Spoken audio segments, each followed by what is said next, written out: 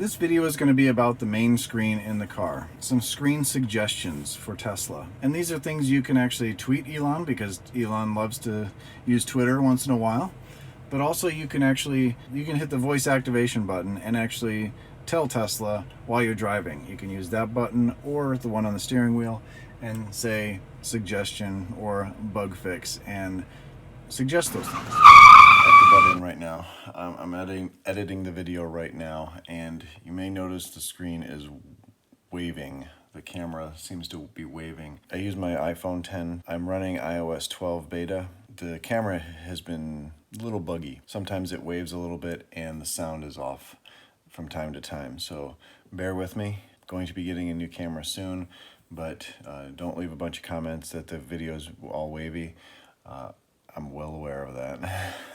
But back to the video. But here are just some suggestions that I have. Other people may have different suggestions, but these are just things that I think would work a little bit better for most people. First thing is the backup camera.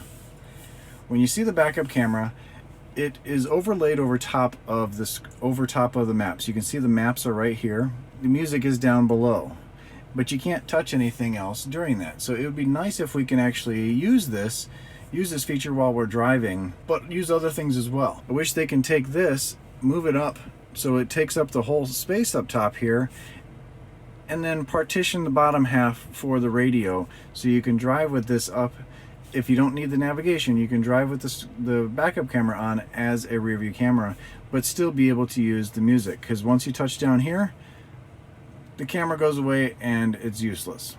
It's nice to have the map up all the time. Most of the time when you're driving around town, you don't need the map. You don't need to know where you're going because you already know where you're going. So it'd be nice if you can actually have the music up here and the rest of the screen that you see here is the backup camera. And then you can always swipe the music away, go back to the map if you need the map, however you like. The other thing that I notice is this is really huge. This bar is about 1/3 of the screen, and it doesn't need to be that big. Because when you're driving, you put it in drive. Now we're not going to be going anywhere, so it's not going to really, you're not going to see. I'm not wearing my seatbelt, so it automatically went into park. This bar section is way too big. It doesn't need to be this large for what's in here. I mean, you have the speedometer. There's this giant space in between here that doesn't need to be there. The car is actually really big, and when you drive it gets really small to see the cars around you, but you really don't need that when you're driving, because you're looking out the windshield, not at this screen to where your car is.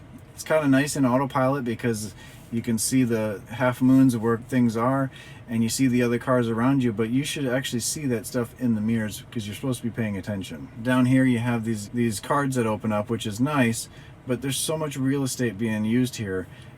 It doesn't need to be there. These buttons are always here. Those could actually be moved somewhere else. You know, you don't need the charging all the time up here. You don't need the voice command. Sorry, cancel. These things could be at the very bottom, the bottom row. You can have the wipers there as well. Just 4 little bars here, and actually move this down a little bit so you have more real estate here for the map. What you can do with that, once this is smaller, let's go to Olive Garden in Hickory, North Carolina. So you see the way it wants me to go, and it's going to start navigating through there. But what do you notice right off the bat? The directions are way over here on the right side, when we're driving here way on the left side. If they narrowed this down, they would have more space to put those directions over here. And these buttons you rarely use, those can go on the other side. I do like the navigation as far as what you have here for the turns. It will get larger, it'll get smaller as you're driving on the highway, and then as you get closer, it will get larger, which is really nice. So you don't need those, but it's nice to see that, hey, in 0.1 miles, I'm turning on Bay Crossing Drive. So it would be nice if that was over here so you can see the miles before you turn.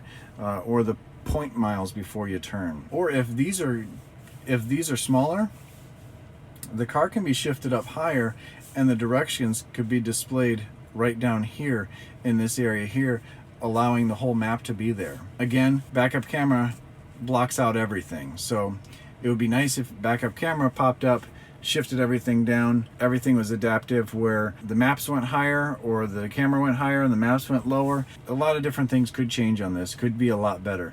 It's not bad at all. It's really not bad. It's very intuitive, it's very easy to use, and that's what's really nice. It's missing a few features like web browser, where you can actually pull up different things to look up information, options to use Waze or different navigations other than their mapping systems, and the music option is a little different, but it's easy to get used to, and it's easy to use different sources from your phone or whatever you have.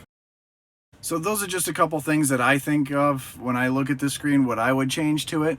What are some of your things that you would change? Leave those in the comments below, what you would like to see changed, what if you really like it the way it is, whether you don't want to change it at all, or what are some of the things that you'd like to see? Leave that in the comment below. Also, subscribe to the channel, hit the like button, share this video, and I will see you on the next video.